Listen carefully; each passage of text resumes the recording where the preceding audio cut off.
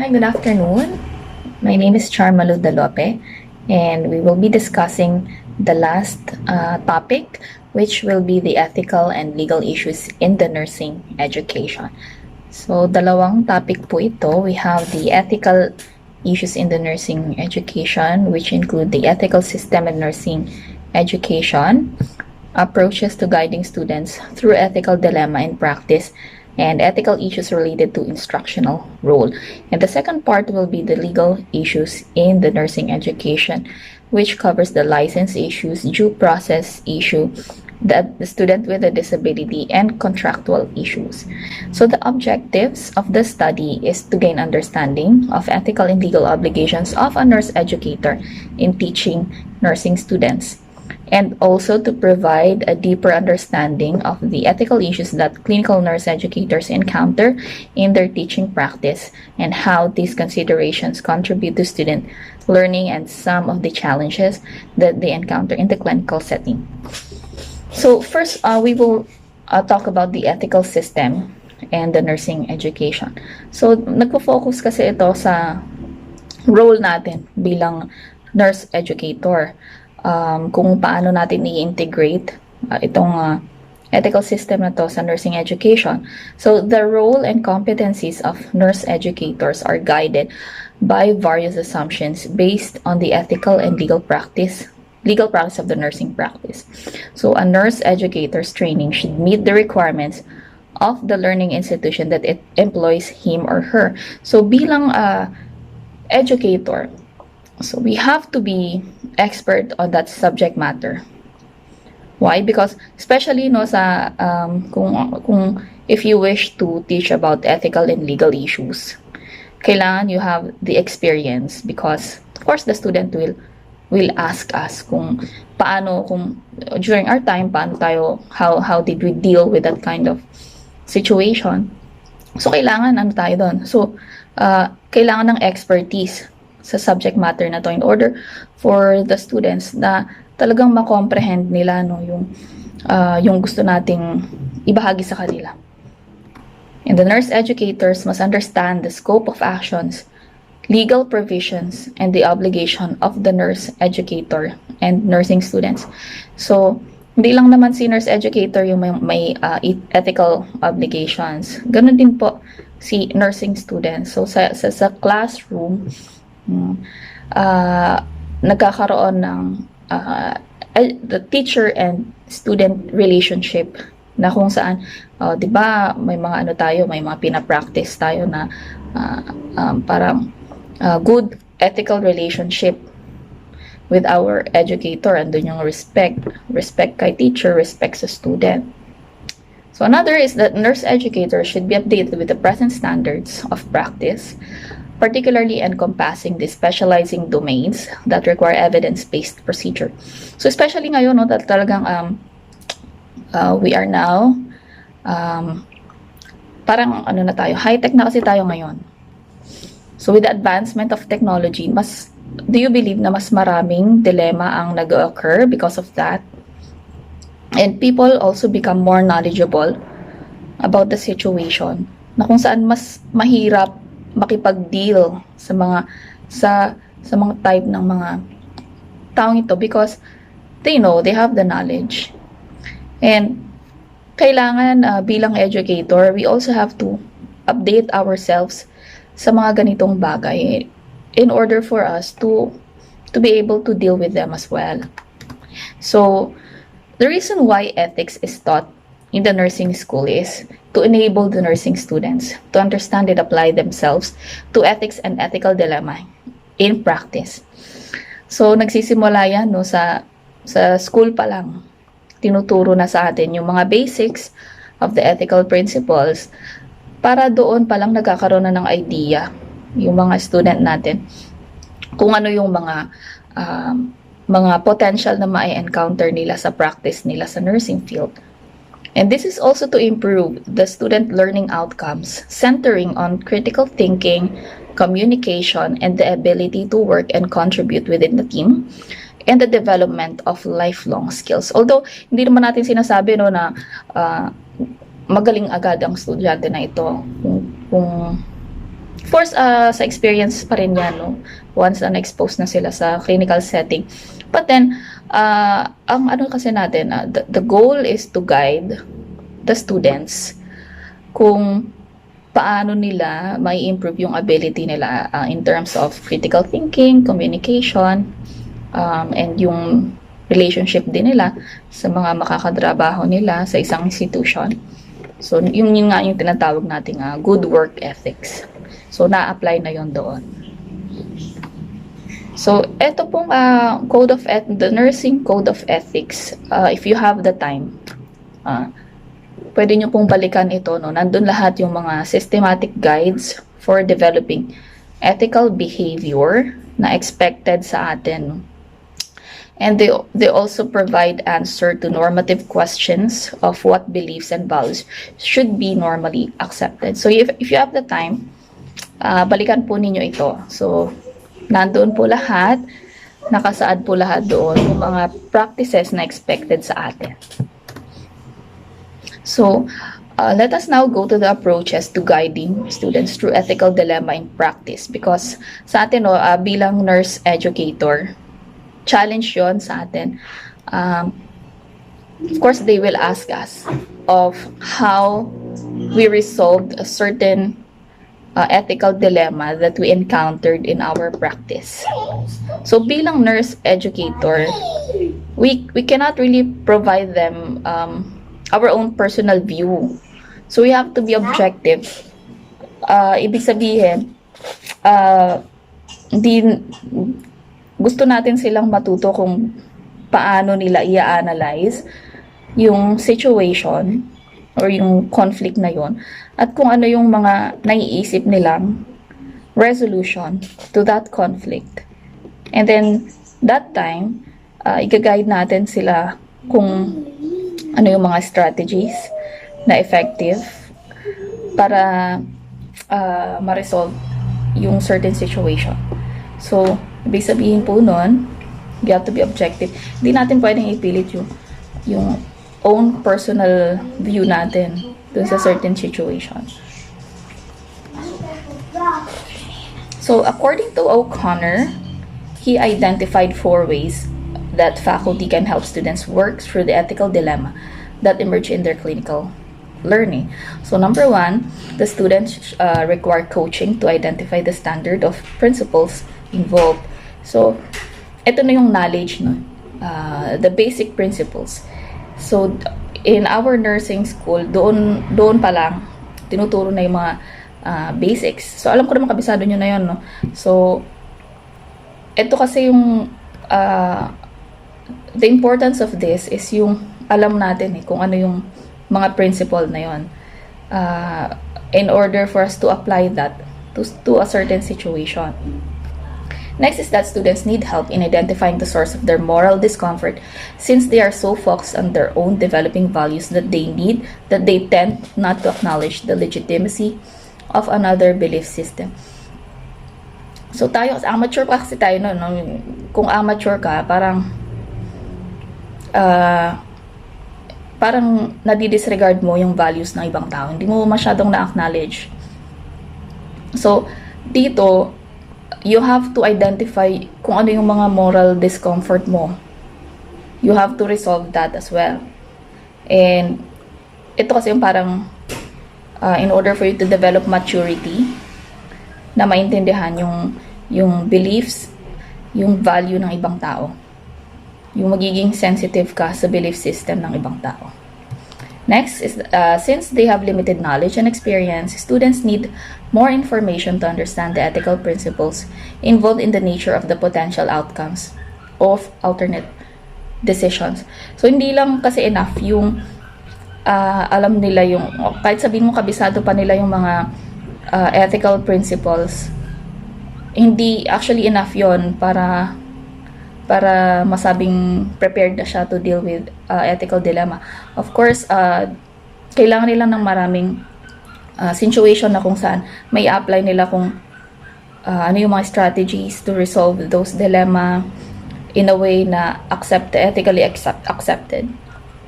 Number 4, the students need to know that there are power, organizational policy, and liability constraints on the ability of any individual to act in accordance with his or her own values. So, may mga times kasi, di ba, na kaya nag-a-arise yung mga dilemma dahil may yung mga barriers such as the power, yung mga organizational policy, liability constraints. So, dito, nurse educator will be laying or building foundation of ethical problem solving that will serve them throughout their education, yung mga students. So, sa part naman ng nurse educators, there are ethical practices based on key values. So, yung kanina kasi parang it's more on knowledge. Dito naman, values naman. So, first is diversity. So, a nurse educator reckons the uniqueness of human beings and appreciate that uniqueness. Learning styles should factor in the influence of culture and encounter. So, bilang educator, you also have to understand that your students are diverse. They are human beings, they are unique. So, ibig sabihin po noon, mag-a-adjust din tayo bilang educator. We have to adjust ourselves. We have to personalize our learning styles in a way na lahat ng estudyante natin ay magta-thrive. Another is the integrity. This entails handling other people with dignity, respect, and ensuring professional conduct in and out of the learning premises. So, ito lahat, every student deserves respect. Hindi lang naman sa loob ng classroom, kundi sa labas ng classroom. Because if you respect them, parang ikaw nagiging role model ka na rin sa kanila. So, yun yung value na nakikita nila sa'yo bilang educator. Pangit naman kasi kung sa loob ng classroom, educator ka, and then sa labas, makikita ka nila, nasa bar ka. So, parang unethical naman yun na parang, kumbaga, yung perception sa'yo ng estudyante, parang so you have to be a role model as well. And another is the caring practices. So it leads to desirable outcomes for nursing students and other members of the community. It is necessary for the nurse educators to instill such value to peers and students. So dito pa lang, itinuturo na yung caring practices. So, paano ba yon? Of course, you are showing concern sa mga estudyante mo. And kasi when you are showing that you are concerned, syempre feeling nila talagang gusto mo silang matuto. And yun din ang gagawin nila sa kapwa nila estudyante. They will help each other out. And may apply nila yon sa clinical practice nila. Lalo na sa profession natin, which is the helping profession. So, caring is an integral part of the nursing practice. So, sa nursing school pa lang itinuturo na ito. Sa peers, sa relationship with the instructors, the students. And lastly, we have the excellence. So, ito we should always strive for excellence. Kasi lalong-lalo na sa nursing profession, our goal is to facilitate professional development and prosperity. However, may mga ethical issues na related to instructional role. So, ito yung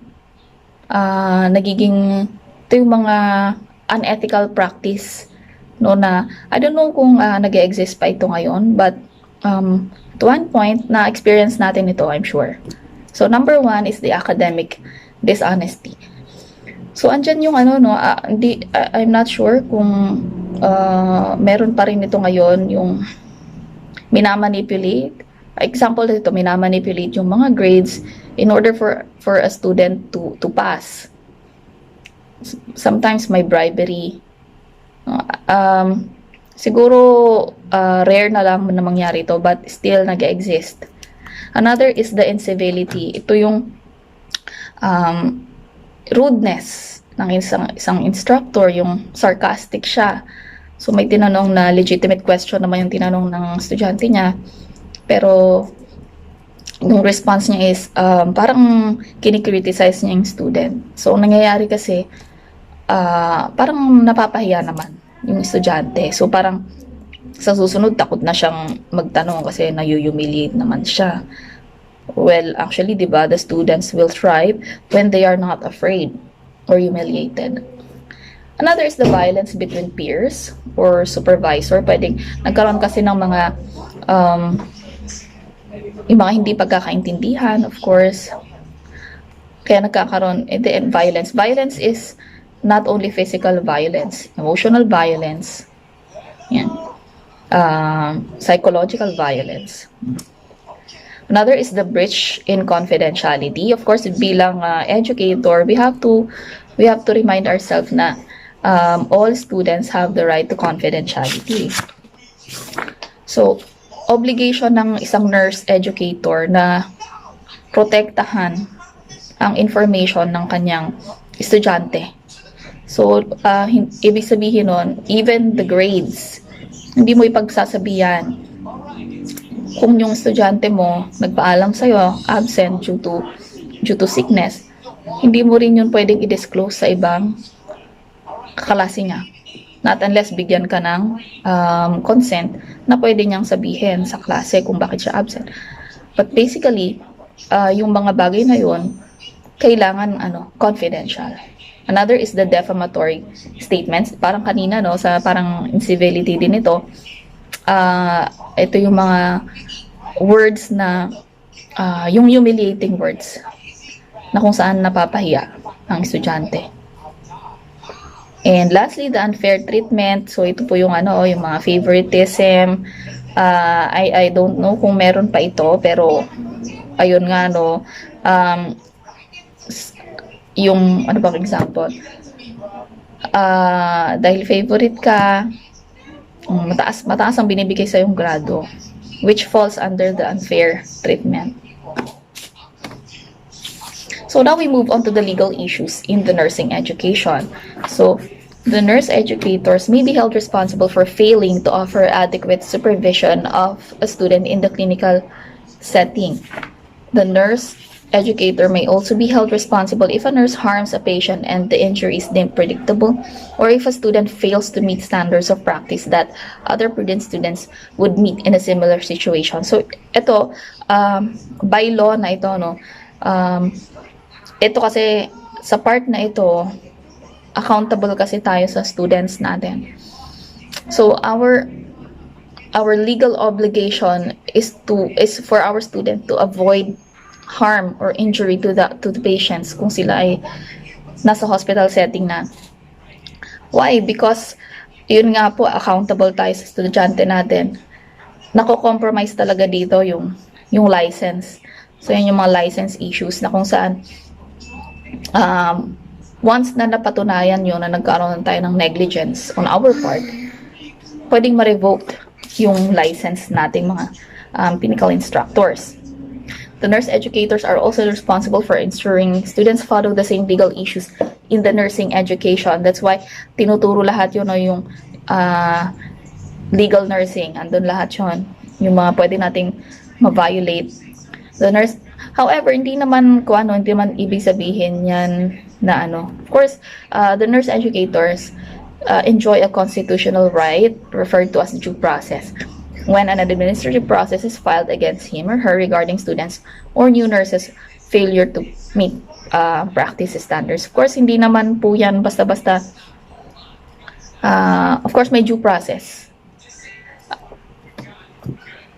So, paano ba magkakaroon ng legal action? So, there are elements for a legal action to take place. First, the abuse of the role by the accused student and evidence that the clinical nurse educator overlooks the measures other reasonable nurse educators would follow in a similar case.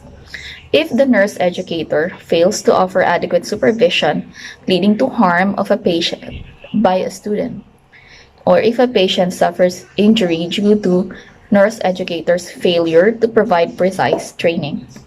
So dito naman, yun nga po, no, ang daming proseso ang i-undertake ng isang kaso para mapatunayan talaga kung may negligence. So, The due process, it provides the nurse educator or faculty with an opportunity to defend charges filed against them or their students.